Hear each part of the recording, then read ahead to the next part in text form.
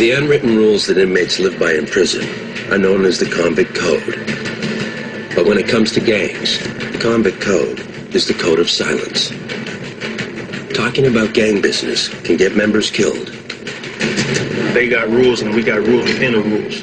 I mean, you know, among our own peoples or among different races, you know, but we have to deal with it. I mean, you know, I can't elaborate too much on it, you know.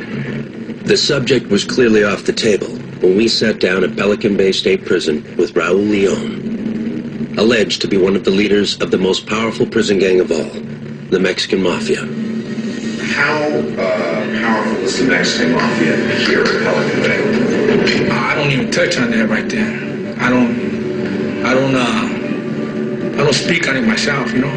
Raul Leon had such influence throughout the state by assigning individuals to represent him. He would have people assaulted. He would have riots take place on his orders.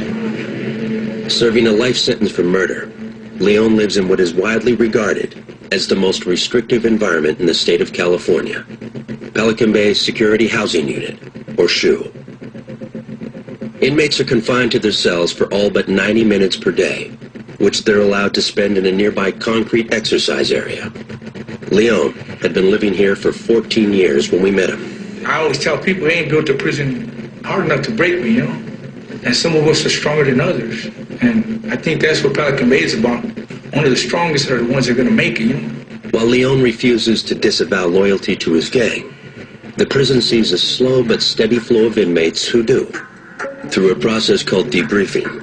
I don't know how can they wake up in the morning and see themselves in the mirror, you know. Whatever excuse you use to get to the transitional housing unit, to me it's just a crock. It's just a scam. It's individuals just trying to play the last card they have, saying, hey, you know what? I got to get out of here.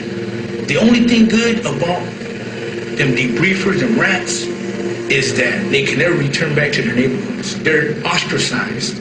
Leon's anger is aimed at men like Miguel Perez, once a high-ranking member of the Mexican Mafia himself. Perez had already left the gang several years before we met him, and he's not looked back. As for what soured myself on the gang life, in all honesty, is I opened my eyes to see it for what it is. It's all a bunch of betrayals and lies. There's no loyalty, there's no honor, there's no respect.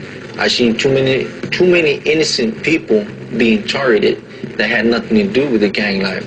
Just because of one of their family members were a part of it, you ain't supposed to target innocent people.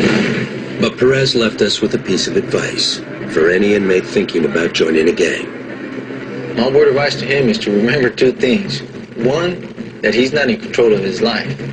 Because as long as he's a part of this gang, there's someone he has to answer to. Whether he believes he's his own man, that's a myth. Because someone's running his program. So he could walk around with his head puffed up, his chest out and everything, and think that he's really badass. But he's going to follow orders just like anyone else. For every badass, there's someone badder.